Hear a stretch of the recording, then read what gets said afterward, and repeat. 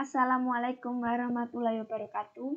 Halo teman-teman semua, kembali lagi dengan saya Lis Rahayu dari program studi Dedikat Teknik Listrik kelas TL2A. Di video kali ini, saya akan membahas mengenai komponen konstruksi pada jaringan tegangan menengah. Saksikan terus ya teman-teman, jangan di skip. Oke, langsung saja kita bahasnya ya.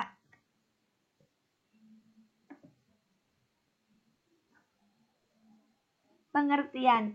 Konstruksi jaringan distribusi tegangan menengah merupakan rangkaian komponen yang terpasang membentuk satu kesatuan dalam konstruksi JTM. Komponen jaringan distribusi adalah semua material yang terpasang pada konstruksi jaringan distribusi. Material distribusi saluran udara tegangan menengah atau SUTM terdiri dari material distribusi utama atau MDU dan material pelengkap. Jadi kenapa disebut material distribusi utama dan material pelengkap? Di sini material distribusi utama itu material yang fungsinya sangat penting pada konstruksi, sehingga merupakan bagian yang tidak bisa digantikan. Sedangkan material pelengkap merupakan bagian pelengkap untuk menunjang pemasangan material distribusi utama pada suatu konstruksi.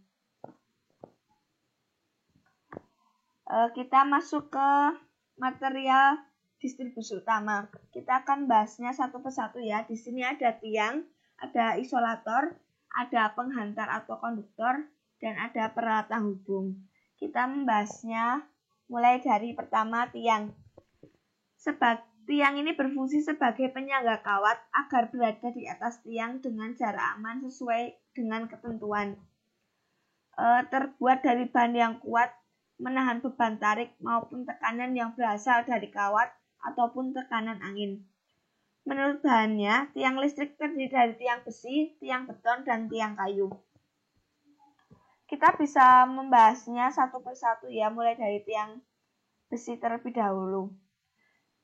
Tiang besi terbuat dari baja atau steel, terdiri dari 2 atau 3 susun pipa dengan ukuran berbeda. Bagian atas lebih kecil dari bagian di bawahnya.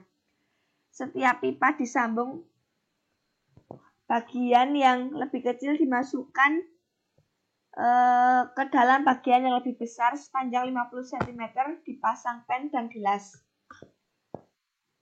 Spesifikasi tiang besi seperti di tabel bisa dilihat, ada penumpang JTR, kemudian ada JTR, ada JTM 6 KV, ada JTM 6 KV sirkuit tunggal dengan panjang gawang 40 meter, ada JTM 20 KV atau JTM 6 KV sirkuit ganda, dan masih banyak ya. Ini ada juga keterangan panjang tiangnya.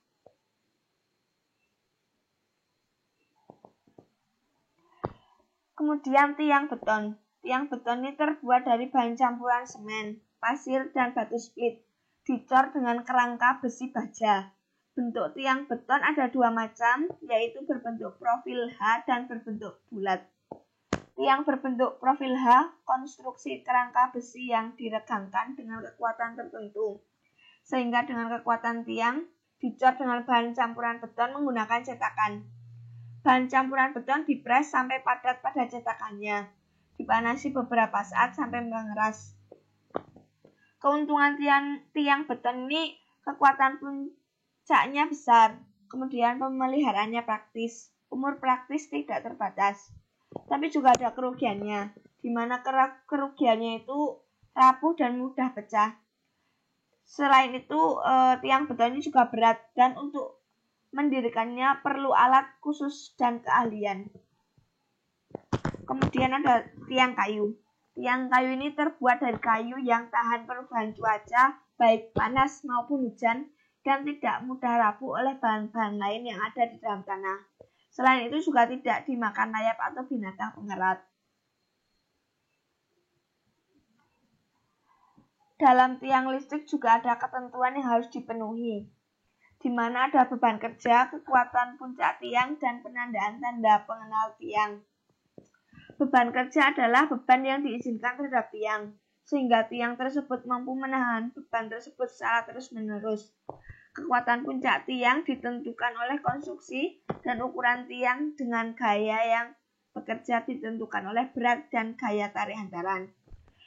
Sedangkan penandaan tanda pengenal tiang menyatakan panjang, kemudian beban kerja, kode pabrik, dan nomor seri produksi. Penandaan ini biasanya terletak di bagian bawah tiang, sekitar 1,5 meter di atas garis tanah. Kemudian komponen konstruksi yang kedua ada isolator. Isolator ini fungsinya sebagai penyekat listrik pada penghantar terhadap penghantar lainnya dan penghantar terhadap tanah. Bahan isolator pada saluran udara tegangan menengah adalah porselin atau keramik yang biasanya dilapisi glasur dan gelas. Tapi paling banyak itu digunakan dari porselin dibandingkan dari gelas. Kenapa? Karena udara yang mempunyai kelembapan tinggi pada umumnya di Indonesia itu isolatornya dari bahan gelas, permukaannya mudah ditempeli embun. Warna isolator juga pada umumnya coklat untuk bahan porselin, dan untuk bahan gelas biasanya berwarna hijau bening. Konstruksi isolator pada umumnya dibuat dengan bentuk lekukan-lekukan. Kenapa dibentuk lekukan-lekukan? Ini tujuannya adalah untuk memperjauh jarak lambatan. Jadi ketika kondisi hujan, ada bagian permukaan isolator yang tidak ditempeli air hujan. Kemudian jenis isolator juga dibedakan berdasarkan jenis beban yang dipikulnya. Di sini ada 3 pembagian. Pertama ada isolator tumpu atau pin insulator, kemudian ada isolator tarik atau strand insulator, dan ada isolator telur. Kita akan bahas satu persatu. Mulai yang pertama, isolator tumpu atau pin insulator. Beban yang dipikul oleh insulator berupa beban berat penghantar. Jika penghantar dipasang di bagian atas isolator atau top side untuk tarikan dengan sudut maksimal 2 derajat, dan beban tarik ringan jika penghantar dipasang di bagian sisi leher isolator untuk tarikan dengan sudut maksimal 18 derajat. Isolator dipasang tegak lurus di atas traverse. Ini ada gambar isolator tumpu jenis pasak pada SUTM 15 KV. Seperti ini gambarnya. Kemudian ada isolator tarik atau strand insulator.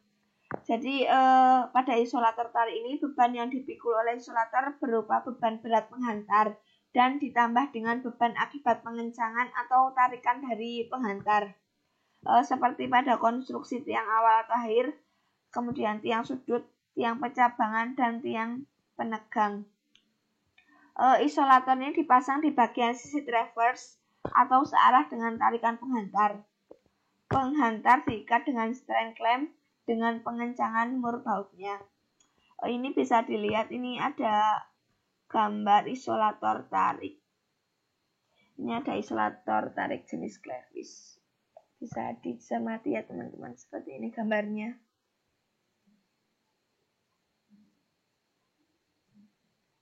Oke, lanjut ya. Kemudian ada isolator telur. Jadi isolator telur ini berfungsi untuk menyekat kawat penahan tiang antara kawat bagian atas dengan kawat bagian bawah.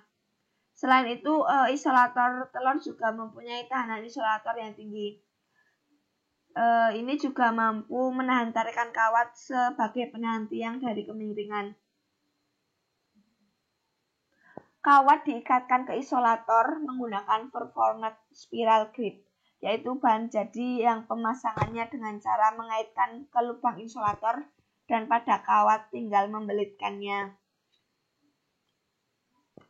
Oke, kita masuk ke komponen konstruksi jaringan tegangan menengah yang ketiga, yaitu ada penghantar atau konduktor. Jadi penghantar atau konduktor ini berfungsi untuk menghantarkan arus listrik. Penghantar untuk saluran udara biasanya disebut kawat, yaitu penghantar tanpa isolasi. Jadi telanjang penghantarnya ini.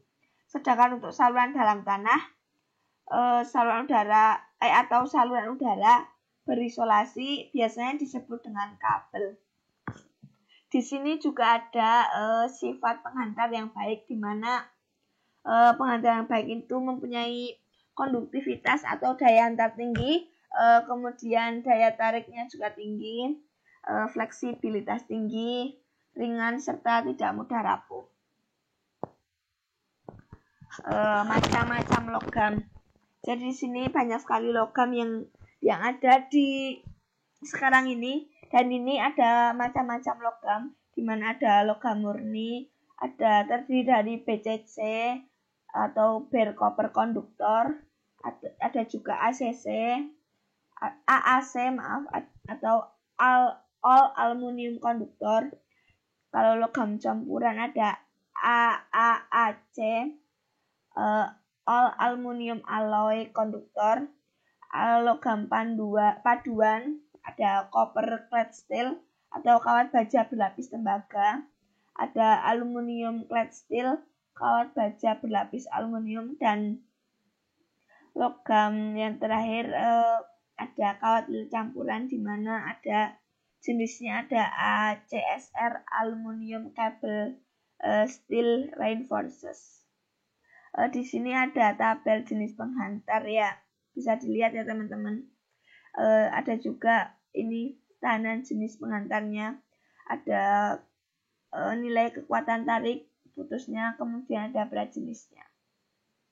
Dimana kalau di sini tembaga murni atau BCC mempunyai tahanan jenis penghantar 0,0175, kemudian kekuatan tarik putusnya 40 km per milimeter persegi.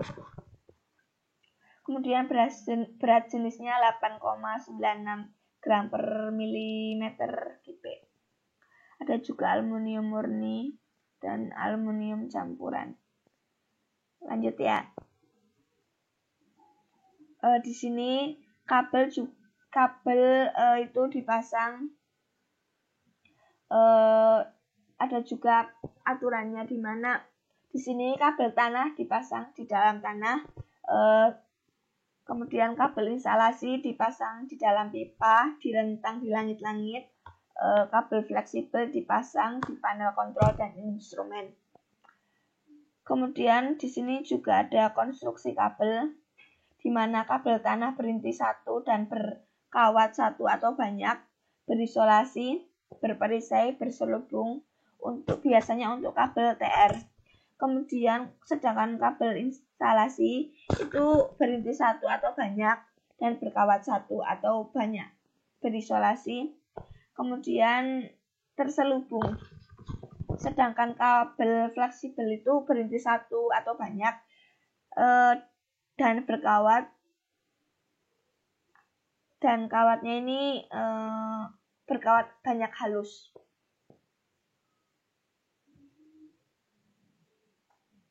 Kemudian penandaan kabel. Jadi menggunakan kode pengenal dari masing-masing bahan pada kabel, dimulai dari bagian paling dalam atau inti sampai dengan bagian paling luar atau selubung luar. Di sini sudah ada ini macam-macam kode pengenal kabel. Di sini ada kode pengenal N, di mana inti terbuat dari bahan tembaga. Kemudian kode pengenal NF, kabel udara dengan inti terbuat dari tembaga. Ada Na juga, dari intinya dari aluminium. Ada NFA, kabel udara dengan inti terbuat dari aluminium. Ada juga Y ini isolasi atau selubung dari PVC atau polyvinyl chloride dengan tekanan kerjanya maksimal 1000 volt, titik lebihnya 70 derajat Celcius. Ada juga kode pengenal 2X, ada kode pengenal S atau SE, C atau CE, kemudian F, GB untuk pelindung mekanik dari spiral pelat baja, dan kode pengenal B, pelindung mekanik terbuat dari lapisan pelat baja. Kemudian ada material sambungan penghantar. Ada join sleeve, fungsinya untuk menyambung kawat. Ada repair sleeve, berfungsi untuk memperkuat kembali kawat yang sebagian uratnya ada yang putus. Kemudian ada parallel groove clamp, berfungsi untuk menyambung kawat tetapi tidak ada beban tarikan. Misalnya sambungan pada tiang penegang dan sambungan percabangan. Kemudian ada tapping clamp, berfungsi untuk penyadapan dari saluran ke peralatan listrik lainnya. Join dan repair sleeve, pengencangannya dengan cara di-press, sedangkan pada parallel groove clamp diikat dengan mur baut. Kemudian komponen konstruksi jaringan tegangan menengah yang keempat ada peralatan hubung. Di sini ada fuse cutout atau FCO, yaitu pengaman lebur untuk gardu distribusi pasangan luar. Dipasang pada fuse cutout dalam bentuk fuse link. Terdapat 3 jenis karakteristik fuse link. Ada tipe K atau cepat, ada tipe L atau lambat, dan tipe H yang tahan terhadap arus surja. Apabila tidak terdapat petunjuk yang lengkap, nilai arus pengenal pengaman lebur sisi primer tidak melebihi 2,5 kali arus nominal primer transformator. Kemudian ada lightning arrester atau LA. Gunanya untuk melindungi transformator distribusi, khususnya pada gangguan dari tegangan lebih akibat surja petir. Dengan pertimbangan masalah gangguan pada SOTM, pemasangan arrester dapat dipasang sebelum atau sesudah FCO untuk tingkat IKL di atas 110. Sebaiknya tipenya 15 kA. Sedangkan untuk perlindungan transformator yang dipasang pada tengah-tengah jaringan memakai LA 5 kA. Dan di ujung jaringan dipasang LA kurang dari 10 kA. Kemudian ada konektor. Konektor adalah komponen yang dipergunakan untuk menyadap atau mencabangkan kawat penghantar SOTM ke gardu. Jenis konektor yang digunakan untuk instalasi gardu ini ditetapkan menggunakan lifeline konektor atau sambungan yang bisa dibuka pasang. Kenapa bisa dibuka pasang? Karena untuk memudahkan membuka atau memasang pada keadaan bertegangan. Penyadapan trafo dari SOTM dan pencabangan harus di depan tiang peletakan trafo dari arah pembangkit listrik atau gardu induk. Ya teman-teman, itu tadi pembahasan mengenai komponen-komponen pada konstruksi jaringan tegangan menengah. Semoga bermanfaat untuk kita semua. Dan mohon maaf banyak kekurangan. Semoga kita bisa belajar bersama lagi sehingga kita bisa mengenal lebih banyak hal lagi. Sekian pembahasan dari saya. Kurang lebihnya mohon maaf. Wassalamualaikum warahmatullahi wabarakatuh.